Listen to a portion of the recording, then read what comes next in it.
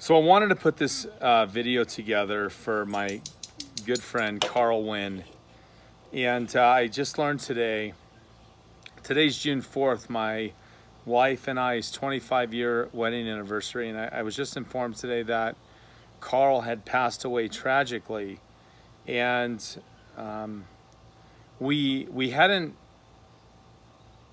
been close. We haven't been close over the years, and even though I've thought of Karl a lot over the years, because of raising a family and running a business, and doing the things you need to do in order to be successful, and provide prosperity for your family, you lose touch. But I was fortunate enough to meet with Karl and his wife just over a year ago, and it was a great visit. We talked about old times. We talked about, growing up in Medford. We talked about the rafting trips. We talked about the road trips. And I remember him taking me down to the basement of his garage and showing me the high wire pole that he used on the trapeze and the high wire.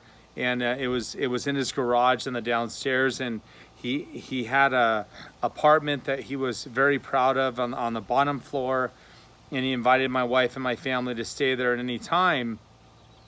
And just sitting there and speaking to him and reminiscing over the past, and how time has an interesting way of healing old wounds. And what's sad is that Karl died alone. He died, it sounds like he died, by himself. His wife had passed away of liver failure. And, I think the most important thing about life and living is that people want to be remembered. When you're sitting there and you're dying on your last breath, and you're about ready to meet your maker, the biggest thing is, like, are you going to be remembered?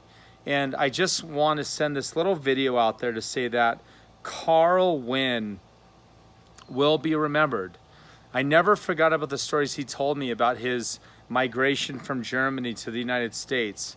I never forgot about the challenges that when he challenged me about intellectual horsepower and decision quality and business acumen and all these little things. As a young boy, my father died when I was 11 years old, and so I was raised by a single mother. I didn't have anybody, and he was always pushing my buttons. He was always pushing little things, and it really did challenge me to be a better version of myself. And as a result of that, and as a result of other mentors that I've had throughout my life, I've been able to build a future for my family, my children, and my wife. Today is our 25-year wedding anniversary. I've said that.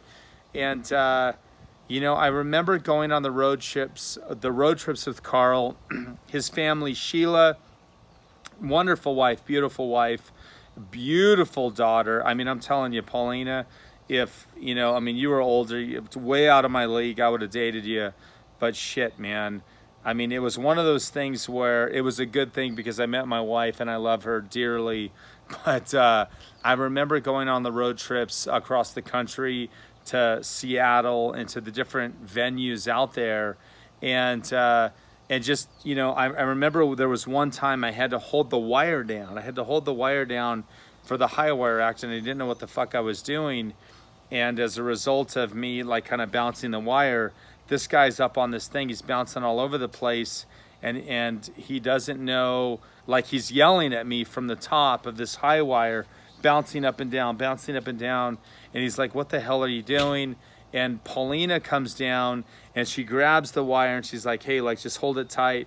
And I held it tight, and he was able to walk up this thing. And I was like, shoot, man, this is crazy. Like, I'm way out of my league. And, the memories of the Winn family as a family, Jim DeVos, Dan Hakes, are probably one of the most pivotal memories of my life, and have shaped me it really has helped shape me to be the person that I am. And so in terms of being memorable, Karl did his part. And I'm just genuinely sad. You know, I'm genuinely sad, and I wish the Winn family well. Sheila, Paulina, and you know, Karl's family, his sister. I'm deeply troubled, and you know, we'll all get over it. But if I could take it back, I wish I would have been closer with everybody, and hopefully I will in the future. Peace.